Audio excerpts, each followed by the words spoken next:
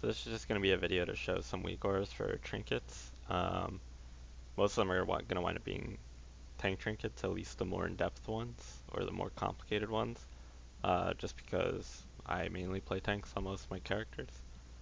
I'm going to start by just showing the simple trinkets. I'm going to show just regular proc trinkets or regular on-use trinkets. So the two I'm using for this is Bloodthirsty Instinct and Chondrius. Bloodthirsty Instinct obviously just a proc as you're attacking, and Chondrius is just an unused trinket. So the aura for it, basically I make it so there's like placeholders even while you don't have the buff or if it's not on cooldown or anything like that. And so for, in this case, Bloodthirsty Instinct, if you just go into the triggers, it's actually, for required activation, it's actually a custom function. And it actually goes through, first it checks, basically trigger 3 always has to be active, and trigger 1 or 2 could be active. And the reason being is trigger 3 is if the trinket is equipped, and trigger 1 is if you have the buff, trigger 2 is if you don't have the buff. And I split those into two separate things just so you can use the conditions. Just so the condition makes it so if you don't have the buff, the icon is grayed out. So it's much more clear that you don't have the buff, essentially. And also in triggers, it just uses dynamic information. I actually should have made it dynamic information from first active trigger, but in this case it doesn't matter because we're really only going to be pulling information from the first trigger anyway. But if you switch that, it won't change anything. But it would be a better idea to just go through and change that in anything. See, like in the Chondrius, which we can move to at this point because it doesn't matter. The only thing is you also have to make it so instead of automatic icon, you have to actually choose the icon, which is very easy. So in there it shows the spell ID, but once you just click choose, you can actually just search whatever the buff is called. And so in this case, it's just called Blood Frenzy. So you just search Blood Frenzy, and you can find the icon for that buff. And Chondrius is very similar. This one you can use automatic icon because you're not using what it's displaying when you don't have the buff isn't just the icon of the buff. Instead, it's the icon of the trinket in this case. And so it's basically the same thing, trigger 3, trigger 1, or 2. Except trigger 1 is if you have the buff, and then trigger 2 is now the cooldown progress of the item of the trinket. And then trigger 3 is still whether the trinket is equipped. Same thing, dynamic information. In our conditions, we actually just make it so that if trigger 1 is active, that we don't inverse the icon. And because right now we have a check that we do inverse, because that's how I usually set it up for trinket cooldowns. So that's all the condition does here. There's nothing really custom other than the custom function is all. So quickly we'll just show those two on the dummy. So once you start hitting, you'll actually get the proc, and you'll see it lights up. And then you can also, when we use the Chondrius, it will start up showing us the buff of the Chondrius, and you can see the Bloodthirsty Instinct. Once the buff falls off, it's just a grayed out icon. And then once the Chondrius buff falls off, it's just going to be the inverse sweep for the icon as it's counting up to bring the trinket off cooldown. That's pretty much it for those. Those are very simple. The next two I want to show. One is the Shifting Cosmic Silver. It's just a stacking buff that the trinket gives you. And then a cooldown for the trinket is all those are going to show. And the animated exoskeleton is the other one I'm going to show, which is just an unused trinket that gives you a shield. Basically the same deal as the Chondrius, but it's actually more complicated just because I want it to show the strength of the shield and format it nicely rather than just show me the progress of the shield. A little more helpful. So when we look at those, we'll look at the animated exoskeleton first section. Same thing with Chondrius section. Pretty much identical with the triggers. Just if you have the buff, the cooldown progress of the trinket, and if you have the trinket equipped. And the conditions, there's just one extra condition, which you can actually add up here. You could just add a property change into the first one. It would do the same thing. Basically, the text just becomes green if the buff is active, if we have the shield. That's just something I've been doing when it's like an unused shield trinket. And then in this case, the text is actually a little more complicated. There's %C, so we can do a custom function here. In the custom function, basically, all it does is check if you have the buff, and if you have the buff, that's the buff of the shield buff. If you have it, it will get the strength of the shield based on the value, and it will just format it into a more, just a better looking style, rather than the huge number, like the few million that it is or whatever. In this case, the 1.1 million, instead it's going to be, instead of it fully writing out like 1,100,000, like, and all the numbers, it formats it nicely, kind of like how the trinket does there when you look at the tooltip. Makes it 1.1 M instead, so it's not a huge number just taking up the whole thing. And that's pretty much it for that. That's going to be the same thing really for like Talisman of the Crag Shaper, Shard of Rockmora. Those are the same concept of trinkets where they just give you some type of shield. Shifting Cosmic Silver, very similar in a way, but in this case we actually had to add a trigger. And so in this case, trigger 4 is whether we have the trinket equipped or not.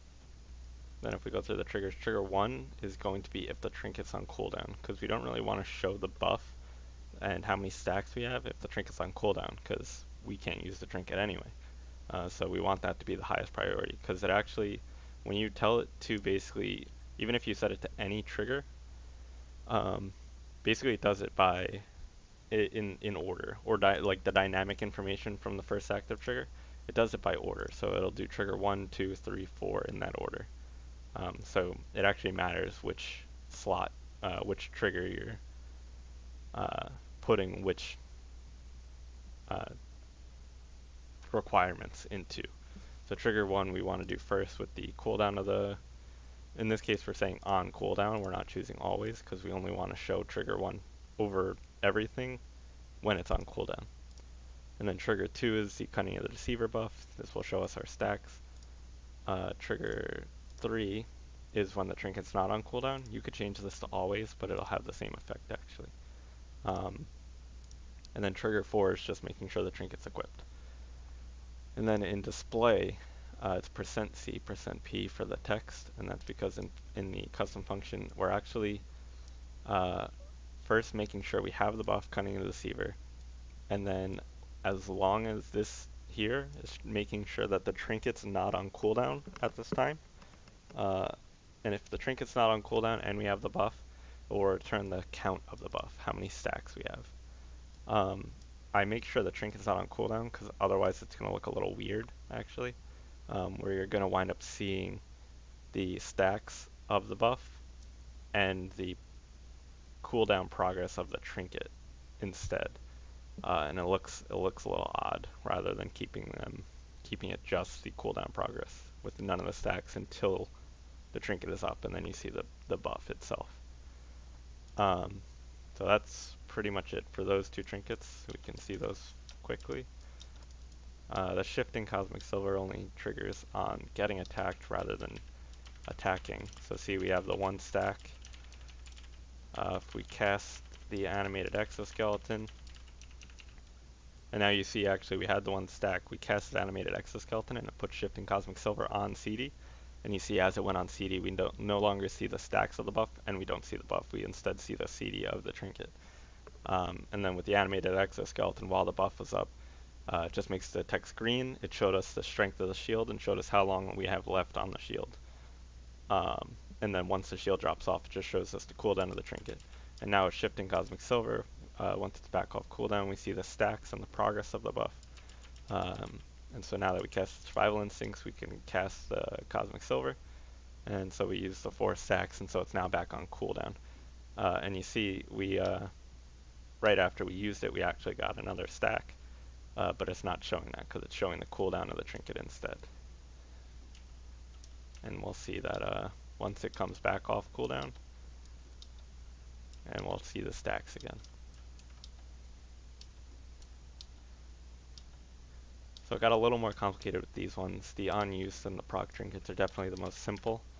And now in this case, the last two trinkets we're going to show as examples are Infernal Contract and the coagulated Nightwall residue. I don't know if, I mean, you have to get lucky to get a good one to want to use it anyway. I don't know if many people will use this trinket, but it's mainly good because it's a very complicated trinket, actually, for what we want to do. In terms of making everything into a single WeakAura. It's pretty easy to manage when you just break everything up, actually, but if we're trying to make it all into one WeakAura, just to look a little nicer, then it makes it a lot more complicated. So in the case of Infernal Contract, it's actually basically the same as Animated Exoskeleton. The only difference is now we have to make sure if we have backlash also. So in the trigger, we just add a trigger from Animated Exoskeleton. First trigger is just going to check if we have Infernal Contract. Second trigger is going to make sure if we have backlash. And then the third one's just going to show the cooldown of the trinket. And the fourth one just makes sure if we have it equipped.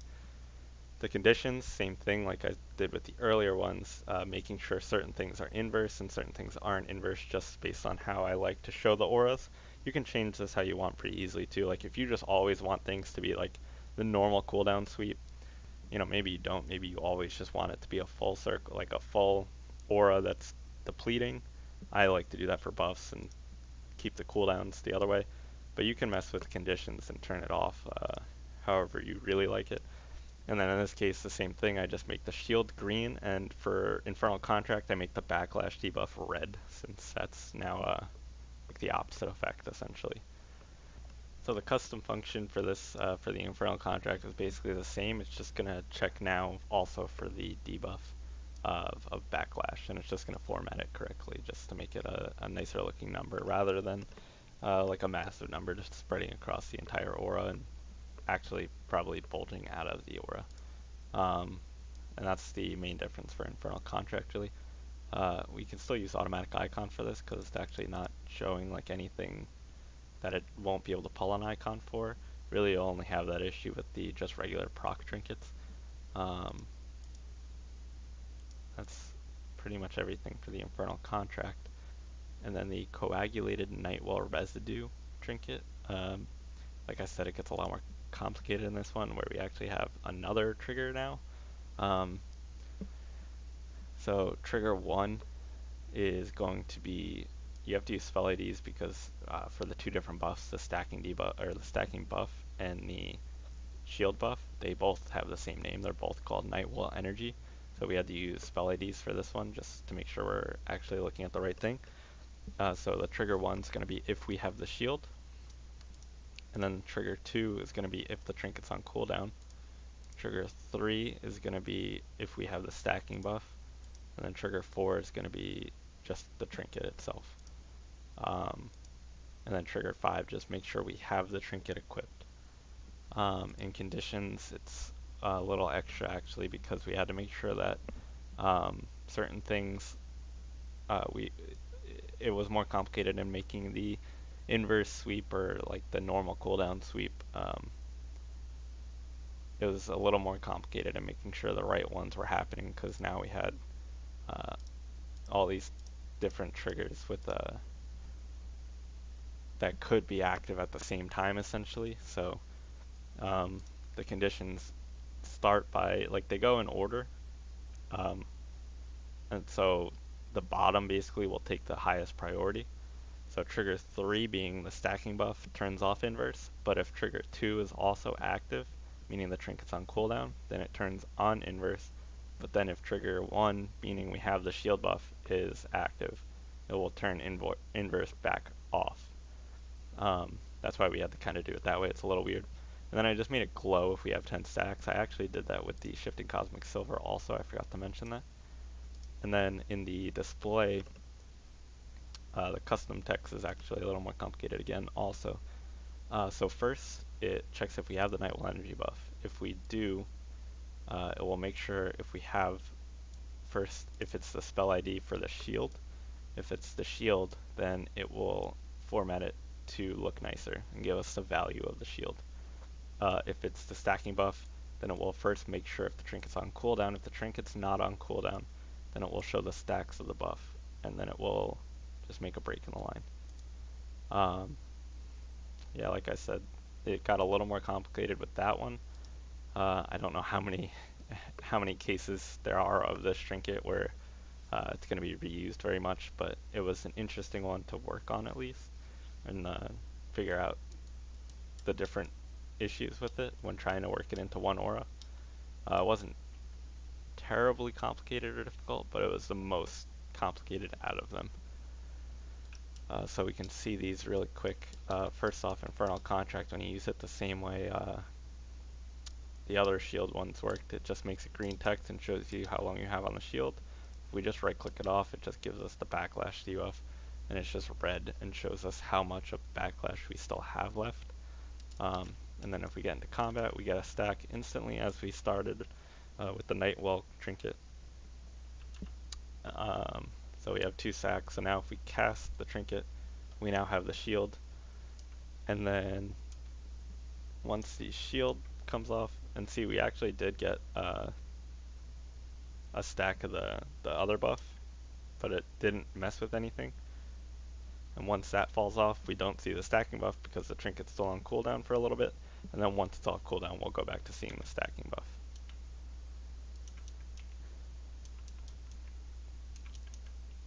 It actually won't, by the looks of it. Unfortunately, I think we have to change how often it triggers, or it updates the trigger. Probably gonna cut me out of this.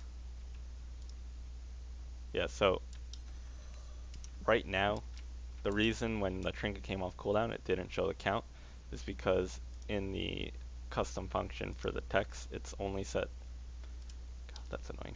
It's only set to update the information on trigger updates, meaning, like, so in that case, the trigger update that fixed it was us getting another stack of the buff. But if we just switch that to every frame, then as soon as the trinket's off cooldown, it will go back to showing us the stacks, even if we only had 1, or if we had 1, in that case it wasn't a big deal because we did have 1. So just seeing the progress of the trinket was pretty good. Like, it still worked. And then once we got that second stack, it updated it and fixed it. But in the case that say we had like 5 stacks somehow already in the 20 seconds that it took the trinket to come off cooldown, that's when it's going to be maybe an issue, not like super crazy like a problem, but you just want things to work a little better than that.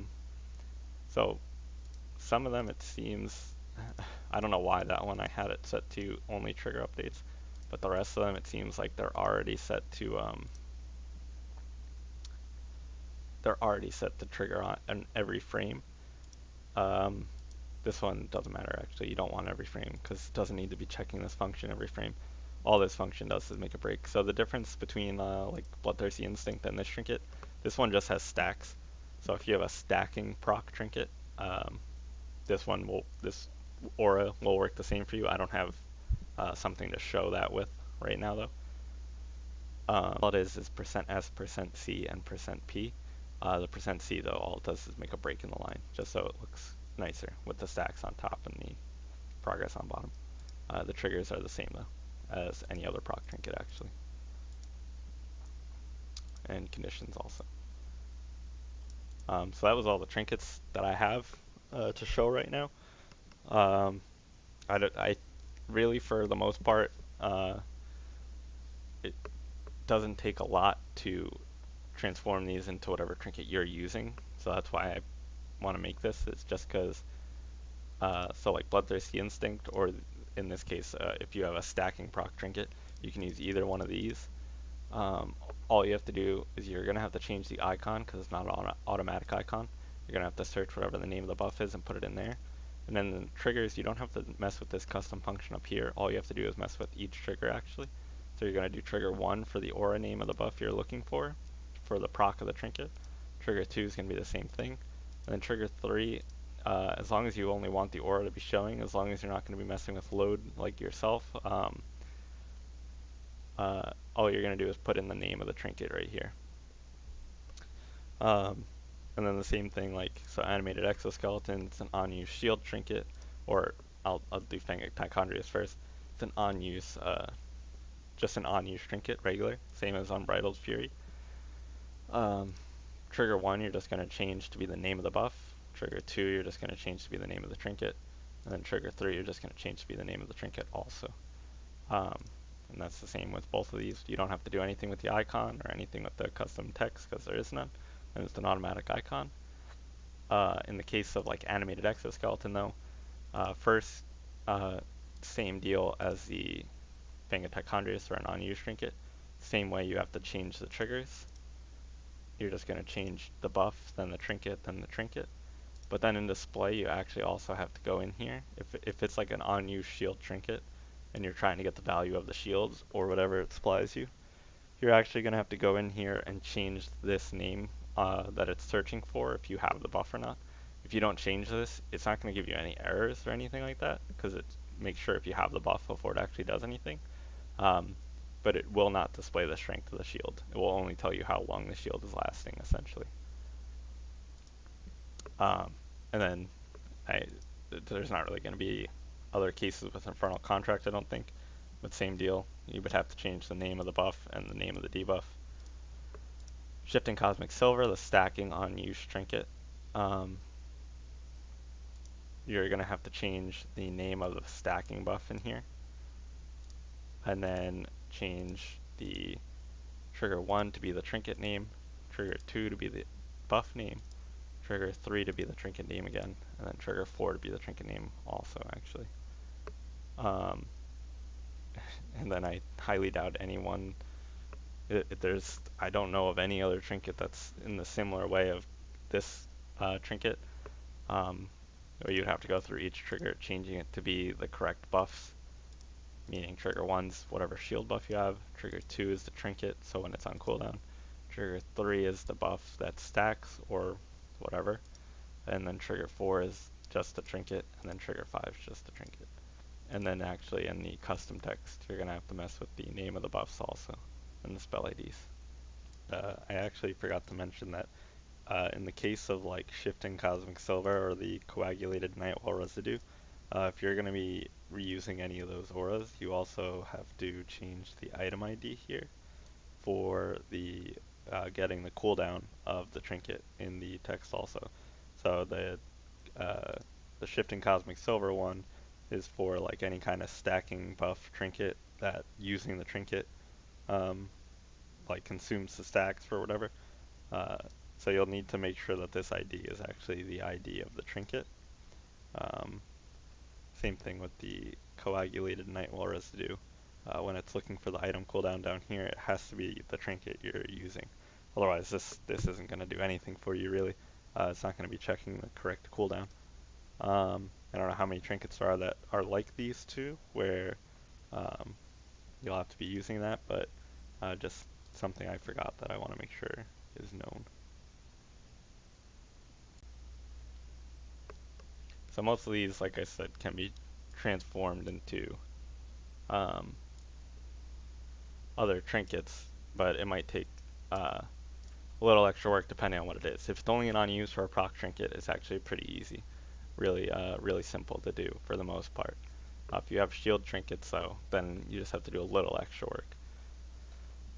If you have trinkets that these wouldn't fall into, that you can't use these as like templates for, you can try to help with making anything, but it's can be sometimes a little difficult if it's a complicated trinket that I don't have myself to be able to test it. But hopefully you can use these, and if you can't, just let me know and I can try to help with making whatever it is you're looking to make. I hope these do help, and thanks for watching. So for anyone who's unaware, new to WeakAuras or whatever, to import WeakAuras, first you'll go to the paste bin that's going to be in the description below. It's just going to be this long string of what looks like nonsense, and you're just going to copy the entire thing. And then you'll just go into import in your WeakAuras, you'll hit new, and you'll hit import, and then you'll paste that long string into here. And then it will actually pop up with a small dialog box asking you if you want to import it like this. It will warn you obviously that I use custom Lua code. You can click show code and you can actually look through and see what it is that the code is, in case you're afraid that I'm trying to somehow maliciously attack you. You can safely check that anything I have is nothing bad. And then as long as you approve it, you can hit import, and then it will import this entire group here. And then obviously if you don't use most of these trinkets, you can delete them. And then I would just keep some and maybe just not load them or whatever if they are trinkets that you think you might wind up using, at least that same style of trinket where you can reuse that trinket as a template. And yeah, that's all it takes to import WeakAuras.